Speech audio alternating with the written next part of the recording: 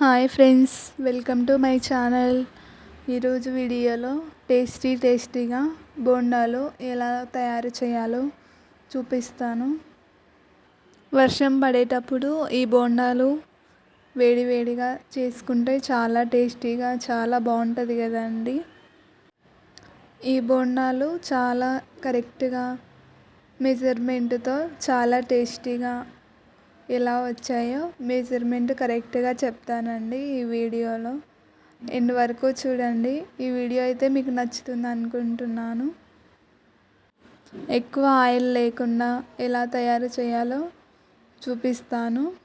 ప్రాసెస్లోకి వెళ్దాం రండి. ముందుగా ఒక బౌల్ తీసుకొని అందులో నేనైతే ఒక కప్పు తీసుకున్నాను. ఒక కప్పు మైదా పిండి వేసుకోవాలండి. మైదా పిండి తర్వాత ఆ కప్పుతోనే సగం వరకు పెరుగు తీసుకోవాలి. చూడండి, సగం కప్పు తీసుకున్న పెరుగు సగం కప్పు అందులో వేయాలి. అందులో వేసిన తర్వాత కొద్దిగా సాల్ట్ తీసుకోవాలండి.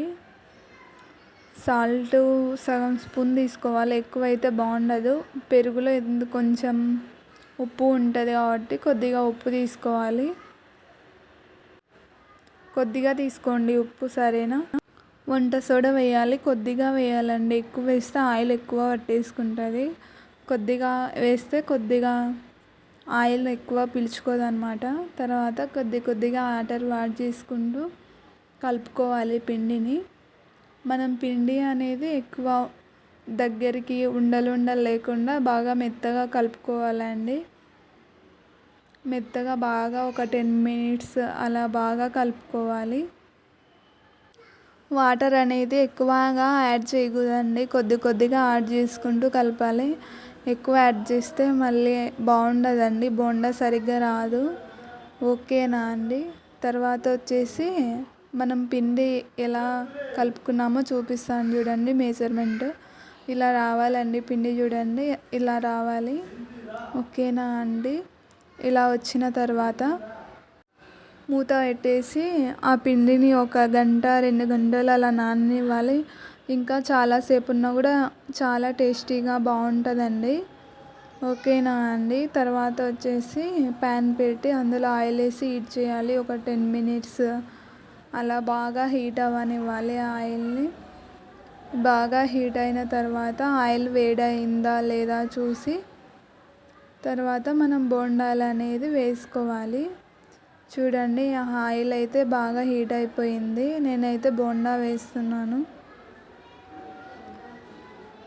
బోండాలు అయితే అలా వేసిన వెంబడి అలా పైకి వస్తాయన్నమాట. పైకి వస్తే బాగా వచ్చినట్టు, లేదంటే బాగా రానట్టు అండి. అందుకో నేనైతే వేస్తున్నా చూడండి బోండాలు.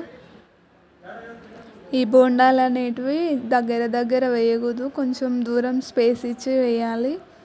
కొంచెం తక్కువనే వేసుకొని కాల్చుకోవాలి. ఎందుకంటే ఎక్కువ వేస్తే అన్నమాట ఒకదానికొకటి అతుక్కపోతాయి. కొంచెం దూరం వేసుకుంటూ కాల్చాలి అన్నమాట. ఓకేనా అండి. నేనైతే బోండాలన్నీ వేసేసాను. కొంచెం అతుక్కోకుండా అలా తిప్పుతున్నాను అన్నమాట. అలా దూరం జరిపేస్తున్నాను అతుక్కోకుండా. ఓకేనా అండి. చూడండి, బోండాలు ఇలా రెడ్ కలర్ లాగా వచ్చిన తర్వాత మళ్ళీ దాన్ని టర్న్ చేయాలండి. టర్న్ చేసేసుకోవాలి. నేను తిప్పుతున్నాను చూడండి. అలా తిప్పుకుంటూ కాల్చాలి అన్నమాట. బాగా కాలిన తర్వాత వాటిని తీసేసుకోవాలి. ఈ బోండాలు అయితే చాలా టేస్టీగా చాలా బాగుంటాయండి. చూడండి, రెడ్ కలర్ బాగా వచ్చిన తర్వాత ఇలా తీసుకోవాలి. అలా కొద్దిసేపు ఉంచాలన్నమాట. ఎందుకంటే ఆయిల్ మొత్తం పోతుంది, లేదంటే అంత ఆయిల్ ఉంటుంది. అలా ఒక 2 మినిట్స్ అలా పెట్టిన తర్వాత మనం సర్వ్ చేసుకోవాలి ప్లేట్లోకి. ఓకేనా అండి.